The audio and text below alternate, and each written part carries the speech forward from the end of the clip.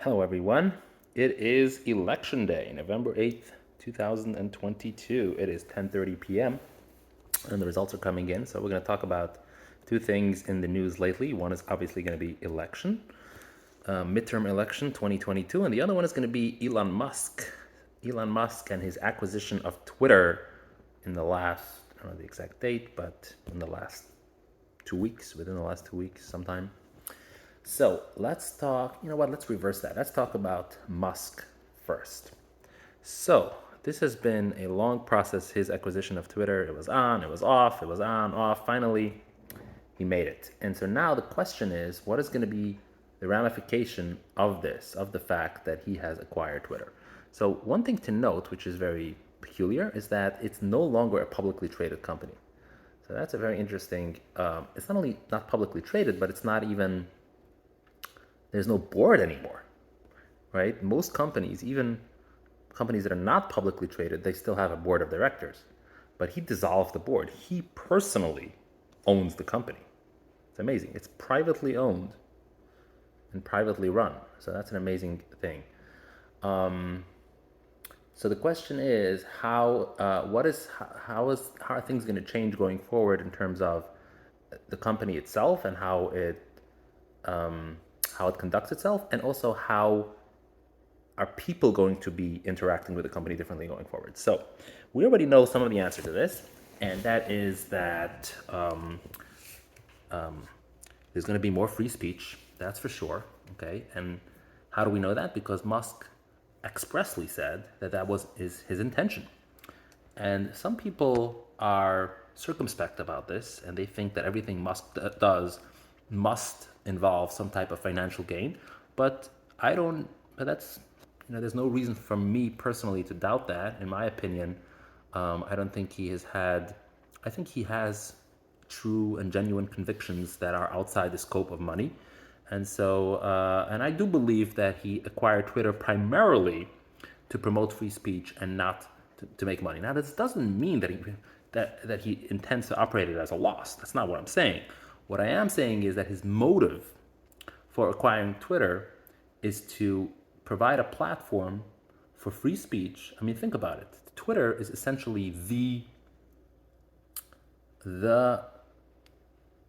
what was it called? The town square, right? In 2022, this is the town square. This is where people discuss things. This is where people gossip. This is where people talk. They debate. They talk to each other, right? This is the digital way of talking to each other. I'm not sure why Facebook hasn't acquired that status for that, but regrettably to me, because I use Facebook more than Twitter. But so it is. Twitter is the place where people all over the world, but especially in the U.S., all over the U.S., they talk to each other across the spectrum, right? No matter what convictions you have. And so, and we have had this phenomenon in the last few years where Twitter has been silencing people on the right. That's a fact. It's not disputable. This is an objective fact that people on the right have been silenced a lot more frequently than people on the left. And this has become, and for people on the right, it's a problem. It's a concern. Now, of course, you can say that, it was justified because they did this, and they hurt people, and they did racist and sexist and blah, blah, blah, blah, blah. But bottom line is that they were silencing people, and a lot of people think that it's unfair, including myself, and including Elon Musk. And so the purpose that he acquired Twitter is that he should be able to make it freer. So that's definitely one of the things that are going to change going forward. Is a lot of people. Trump is almost certainly going to be invited back. I don't know if he's going to accept, but he's certainly going to be invited back, and so will a lot of other people who have been kicked off Twitter. Now, in terms of how it's going to interact with people, now there have been a lot of celebrities who have said, "Hey, we're signing off. We're done." Elon Musk, no, he's the owner of Twitter. We don't want to be there. Now, this is interesting because why? Nothing has ever happened even. So why would you sign off? So they're saying, "Oh, we don't even want to wait for anything to happen," right? So this is just typical histrionics by the left of exaggerating the outcome and the possible outcome by supposed evil on the part of the right. But yeah, but there's no question that there's going to be a lot of people who are going to be less inclined to be using Twitter going forward. But the question is, though, where are they going to go? Right? Twitter is really unrivaled. Who else is there? Again, there's Facebook, yes, but it doesn't have the same status and doesn't have the same oomph, the same ability to interact. It just doesn't have the same thing. So I guess Facebook is really the only rival to Twitter. And, and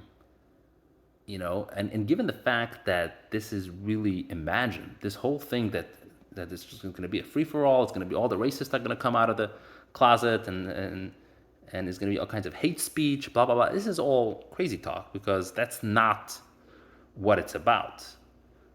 Trump being silenced is a very, very far cry from allowing people to be openly, let's say, racist. I'm talking specifically against blacks or anti-Semitic against Jews and things of that nature. So that Twitter has definitely gone too far in its silencing. And the truth is that even if the worst fears come true, it's still not necessarily a bad place because those tweets don't necessarily have to be promoted. You're never going to see them. So just because they exist doesn't mean that they pertain to you. So just because there's some lunatic somewhere on U.S. soil who does and says certain things doesn't mean that it affects you and doesn't mean that you can control them. And yes, in this particular case, yes, Twitter can control them. They can, remove that tweet, but it's just not true that it affects you. You're not going to see it on your feed ever if you don't want to.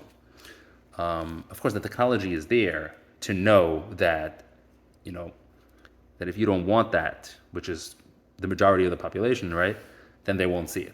So all of that stuff is just exaggerated and really not true. So bottom line is that I don't think that other than the free speech, I don't think there's going to be a lot of change in terms of Twitter's conduct. And in the same vein, I don't think that on the user end, I don't think there's going to be a lot of people leaving. Now, let's talk about advertising. So it is true that many advertisers have left the platform and they're no longer going to advertise with Twitter. That is in fact true. And I do expect that to be, in fact, more pronounced than the user base leaving. Why is that? Because the advertisers are a very fickle bunch, and they're actually a lot more afraid of their own shadows than the users, right? So users, for example, they'll say a lot of things they say is because of peer pressure, because they feel like other people think they see what I tweeted and they, it's virtue signaling, that kind of thing. But with advertisers, it's all a whole bunch of smokes and mirrors. Like for them, there doesn't have to be a lot of substance for anything. Even a hint of controversy, they'll stay away. Because advertisers, if they're going to spend money, they always want their product to be in a good light. And if they think it's in a bad light, or if they suspect that it's in a bad light, they'll pull the plug. And so in this case, I think that a lot of advertisers are thinking that Twitter as a platform no longer has a good connotation. People don't think of Twitter as a positive thing. And so they're going to pause and wait. And remember, with the advertising, another thing to keep in mind with advertising is that, especially with the big companies, advertising doesn't directly result in any revenue. It's more of like a long-term approach. And a lot of times they're just simply ingratiating themselves with the platform in the long term for whatever comes, in the future, not necessarily to immediately and in any direct way making customers. The pharmaceutical company, by the way, is very good at this. Like the reason they give money, for example, to TVs for TV ads is to prevent TV stations from issuing things against them rather than from actually marketing stuff. But anyway, that's a whole other topic to be discussed at a different time. The point I'm making here right now is that advertisers are indeed fickle, and they will, in fact, pull their plug if they sense any turmoil. Having said that, it doesn't mean that Twitter cannot be profitable, even if these advertisers indeed completely stop their advertising. Now, again, as I said, it doesn't mean that they're going to stop their advertising completely. Just because they're suspending doesn't mean that they're not coming back in the future. Okay, because right now, obviously, it's a bumpy road during this transition period. But once the dust settles, they might come back. But even if they don't come back, Musk does have a plan, which is subscription fees.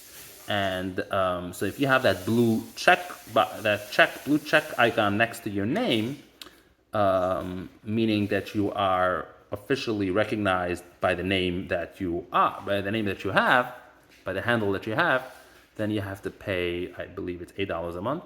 I think it's an extremely reasonable charge to make. Most of these people are quite the millionaires, and so for them to put up a fuss about this is, I think, really silly. And especially, obviously Twitter has bills to pay. You have the money and you're using the platform, so you're using their services and you're getting millions of views and you're doing it to promote yourself, right? Otherwise you wouldn't be active on Twitter. So I don't see any reason. It doesn't make any economic sense to say, hey, I don't want to pay this. Like, why not? So, and this is certainly a very direct and sensible way of paying for the bills. And eventually people are going to, by people I meaning the people who are, the celebrities who have these blue check marks next to them, I think eventually they will come to terms with this and they will pay it. I don't see any problem with that. So they will be able to raise money through that, which could make up for the lost advertisement revenue. And a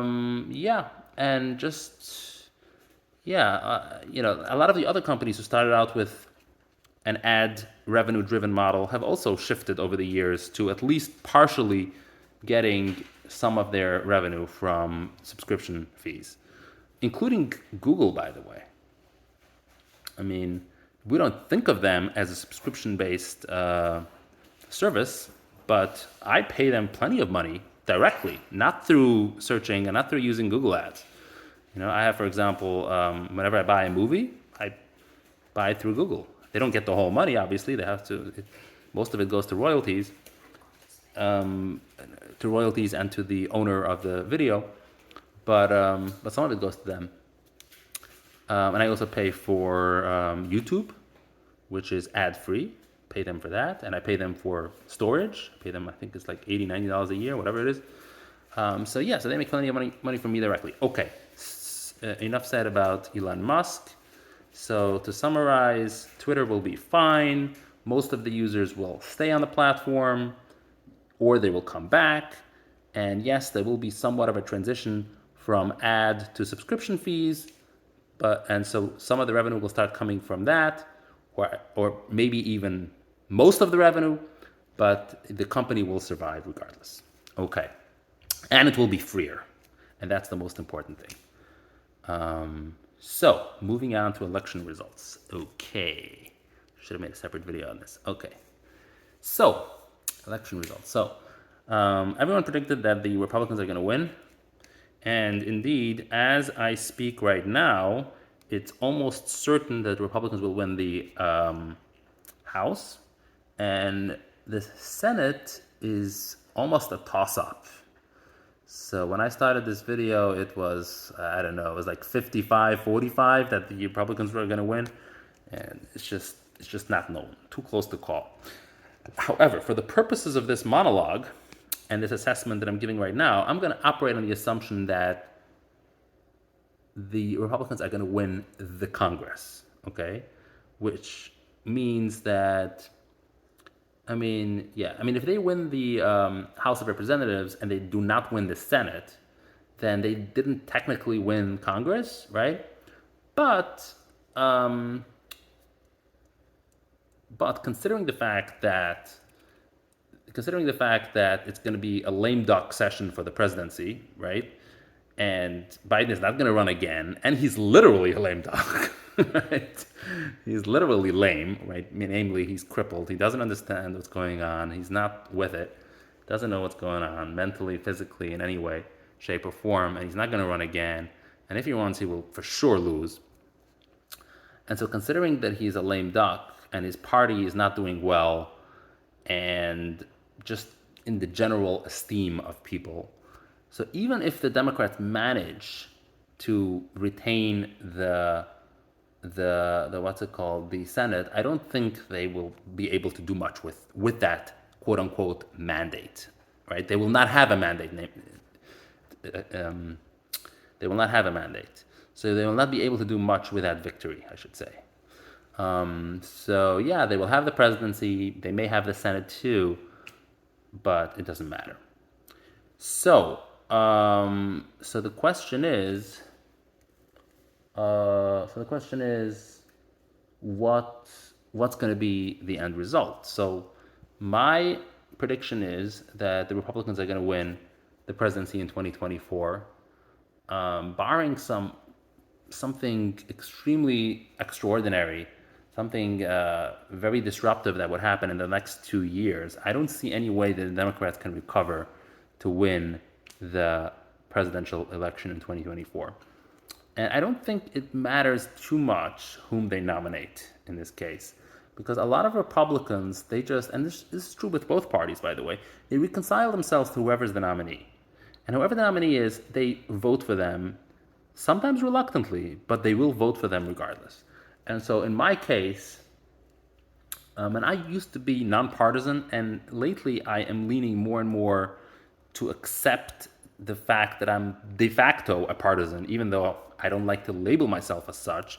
But the fact of the matter is that I just agree with the Republicans a heck of a lot more than I agree with Democrats. And so I'm a Republican. You know, what do you want me to say? So it would be kind of like, it would be hair splitting to say, oh, I agree with the Republicans 95% of the time, but I'm not a Republican, right? You know, it's not like you pay for membership, right? So the fact, whether you're officially a member, whether there is even such a thing of being a member of the party or not, but even if there is, it wouldn't matter whether you're officially a member or not. The fact that you agree with them almost all of the time makes you, colloquially speaking, makes you a member. And so yeah, so like I said, most people who affiliate with a particular party, with either party that is, will vote for that party regardless of who the nominee is. And so that's essentially what it is. And I just don't see the Democrats putting forth a strong nominee and a strong agenda. So they don't have nothing to go by. Like, what are you? Yeah, they used to say that that's another thing to point out right here is abortion. So a lot of Democrats were thinking a few months ago when the Dobbs decision came out, overturning Roe v. Wade, they thought that was going to be a winning point. Because most polls show that most people agree that abortion should be legal. What these people are not realizing is that even though, I myself think that abortion should be legal, but a lot of times when they ask this question, they frame it in a way that makes the pollsters, at least, because the pollsters themselves are biased. That's the truth of the matter. And when they ask these questions, they frame it in such a way to give the pollsters the answer that they want, which is that people want choice, right? But the reality of the matter is that a lot of these people, what they're really saying is that they want choice for themselves. They don't necessarily care about what the federal government's policy is. Because remember, Roe v. Wade and Dobbs, that's a decision whether the federal government is allowed to get involved here. So I don't want to go into details here. It's just a lot of nuance here. The point is that most people don't understand the nuance. But at the end of the day, they're not stupid. Even though they don't know the details and the minutia, they're not stupid either.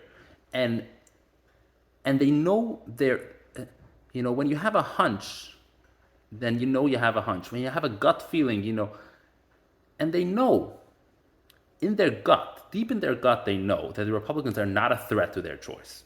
So no matter how much the media tries to convince them otherwise, that, the Dobbs decision robbed you away from the right to choose, they know, at the end of the day, they know, quote unquote, meaning that they feel it in their gut, that that's not the issue here. That's not what's keeping me back. That's not my challenge. That's not the obstacle in my life. The obstacle, rather, is inflation. It's the job market. it's whatever else it is. It's healthcare. It used to be healthcare, right? 2008, when Barack Obama ran, he ran on healthcare. So it's always other things, but abortion is not one of them. And that's a mistake that the Democrats make, and I think the Democrats made a few months ago.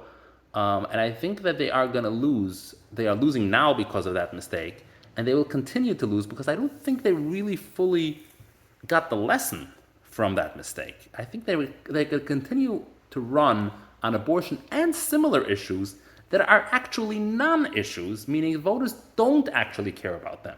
Like even the border, for example, Biden made a big thing out of it, open borders, but that was just a fringe of the party.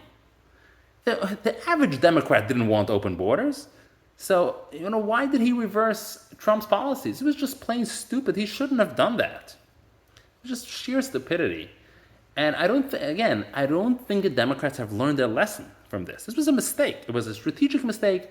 It was a mistake in terms of your mandate, what the people wanted you to do. I mean, just because you had radicals in your party you wanted, that doesn't mean that you had to give in.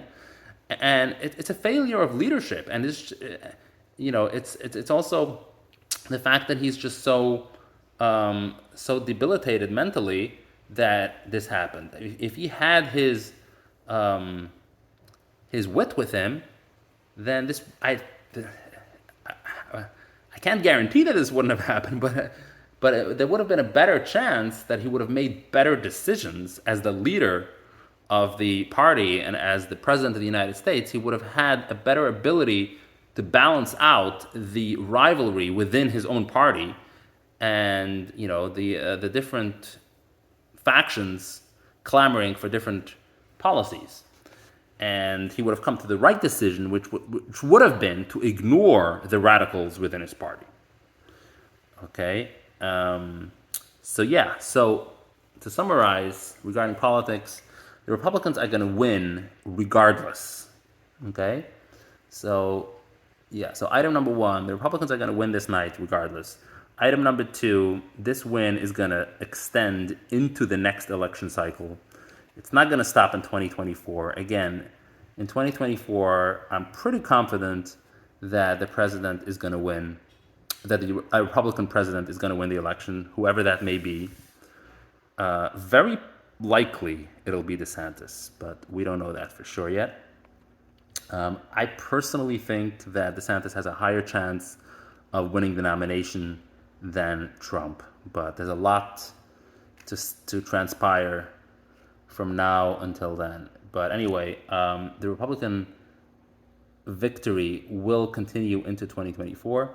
And like I said, the reason Democrats are losing is because their eyes are off the ball. They are just not looking and focusing on the things that people actually care about. And that's basically it. So thank you for watching and have a good evening.